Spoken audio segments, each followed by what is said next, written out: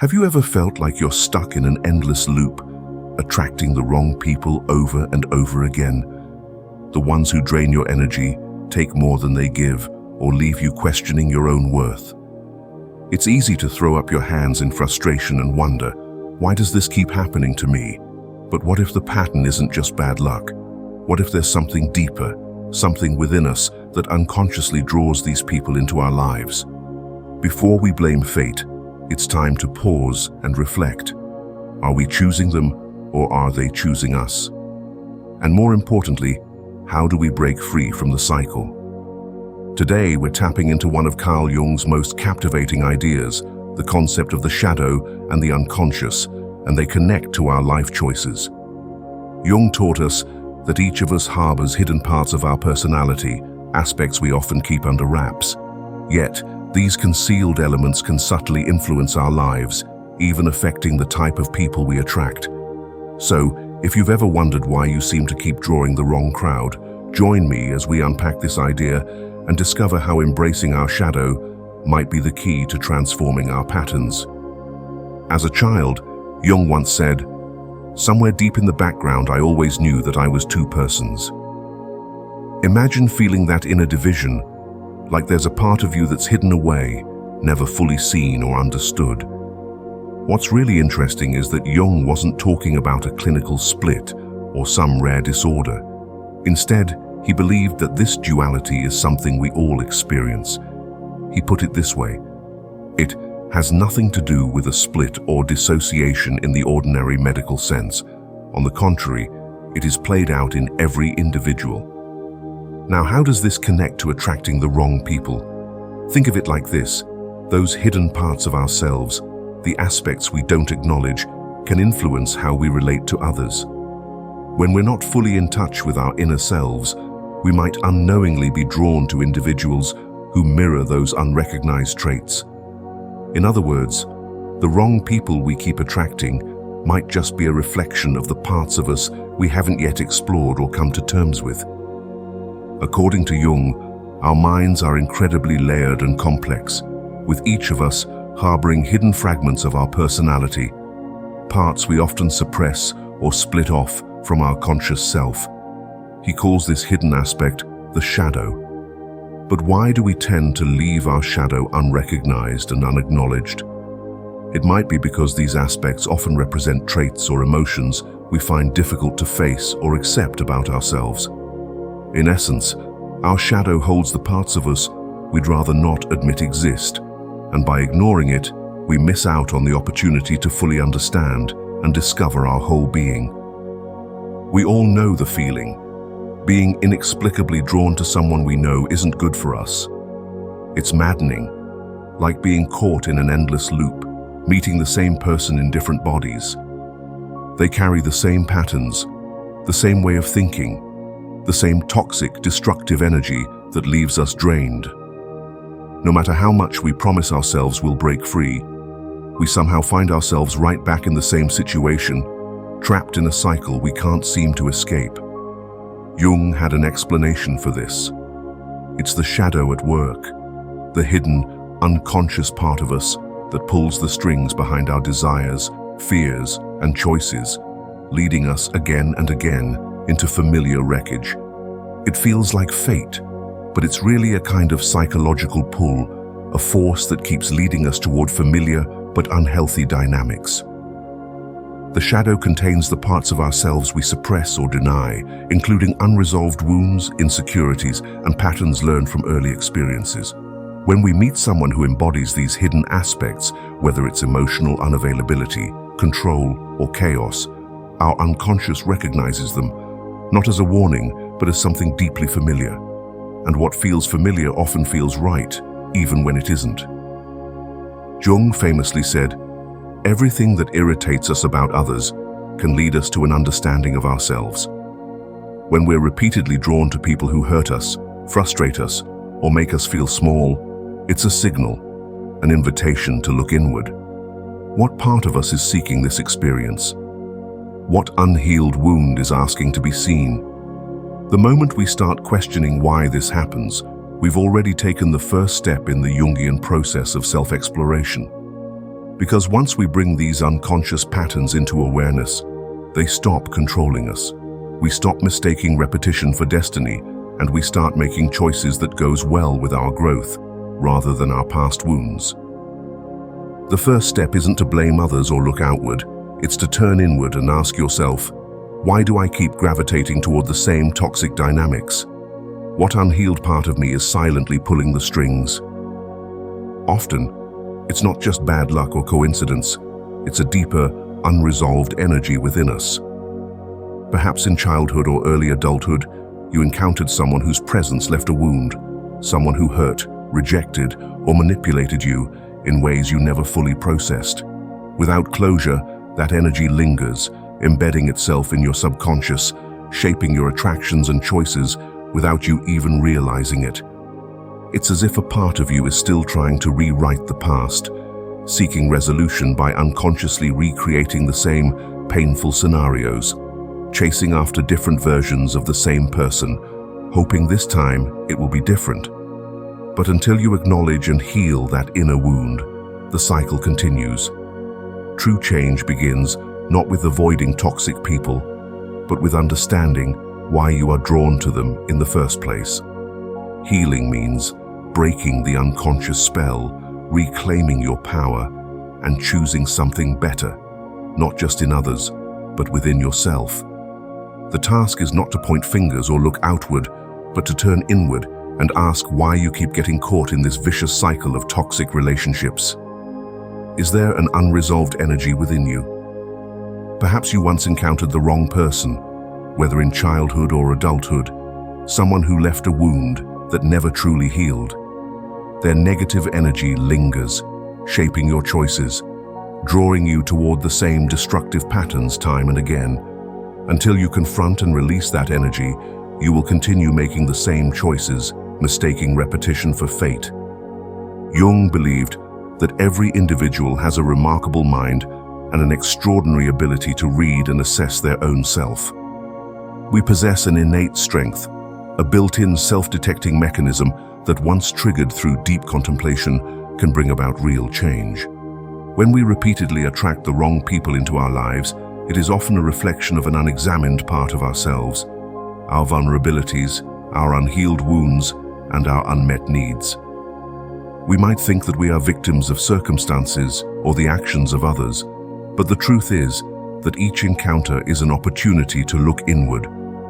By not taking the time to assess our own weaknesses and the patterns we unconsciously repeat, we allow ourselves to remain in cycles of hurt. This failure to reflect becomes a kind of self-torture. Each painful interaction, each betrayal or disappointment serves as a chance to learn, but when we don't take that opportunity, we lock ourselves into a loop of pain. We become complicit in our own suffering, allowing our unmet needs and unhealed wounds to guide our choices. Instead of seeking the growth that comes from understanding our own shortcomings, we cling to the familiar, even if it is damaging. It's easy to blame the external world and the people who fail to meet us where we need them. But real healing and change begin when we turn inward, acknowledging our vulnerabilities not as weaknesses, but as areas of growth. Only by doing this can we break free from the patterns that keep us bound in cycles of hurt and start to attract the love, respect, and connections that honor our true worth. Carl Jung believed that true individuation, the process of becoming one's most authentic self, requires an inward journey. As he said, "Who looks outside dreams, who looks inside awakes." The world outside, with its distractions and illusions, often lulls us into a passive existence where we mistake external validation for fulfillment.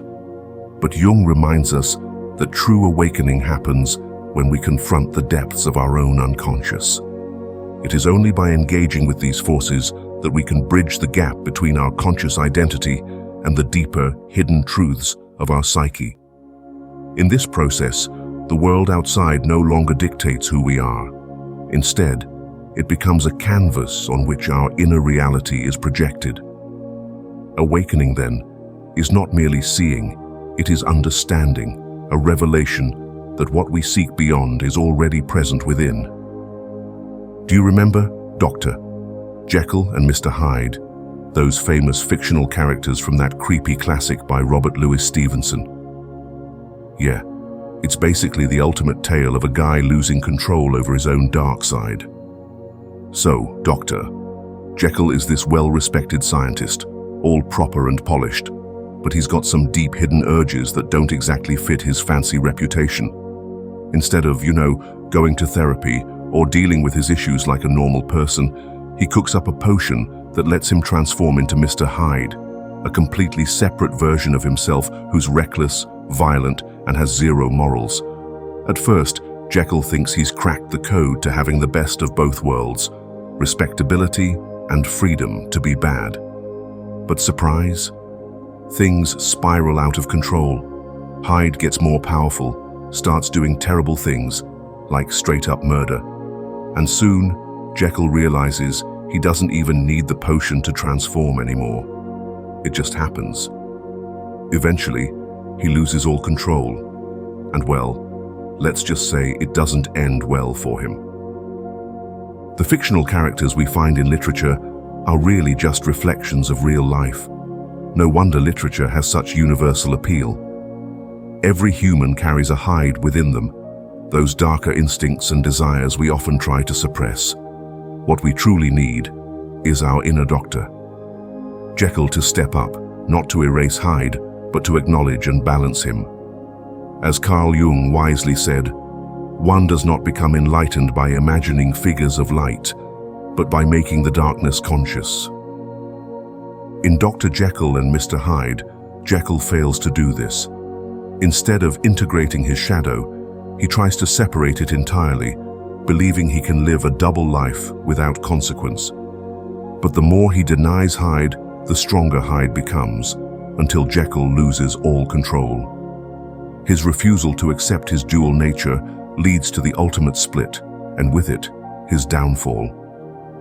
The story serves as a haunting reminder: if we don't confront and integrate our darkness, it will consume us. Just like Jekyll, our Hydes keep resurfacing, only instead of appearing as a separate being in a lab, they manifest in our lives as patterns, as the wrong people we keep attracting over and over again. We unknowingly follow the same script, drawn to the same destructive dynamics, as if we are subconsciously seeking our shadow in others. The only real difference between Dr. Jekyll and Mr. Hyde and real life is that Jekyll is an introverted scientist who unleashes his dark side in a laboratory. But for us, life itself is the lab. Our social interactions, our relationships, and the choices we make become the space where our unresolved darkness plays out. Every person we meet who brings chaos or pain is, in a way, a reflection of something within us that we have yet to confront. Those who refuse to confront their own Hyde will remain trapped in this vicious cycle, repeating the same mistakes, drawing the same toxic forces into their lives. But those who dare to face their darkness, who work to understand and integrate it, will have the power to transform it into something productive, even meaningful. The key is not to suppress or deny our Hyde, but to recognize him, to learn from him, and to use that energy for growth rather than destruction. After undergoing this process of self-awakening, where you confront and integrate the darkness within you, something beautiful happens. You begin to truly appreciate and recognize the people who can connect with you on a deeper level.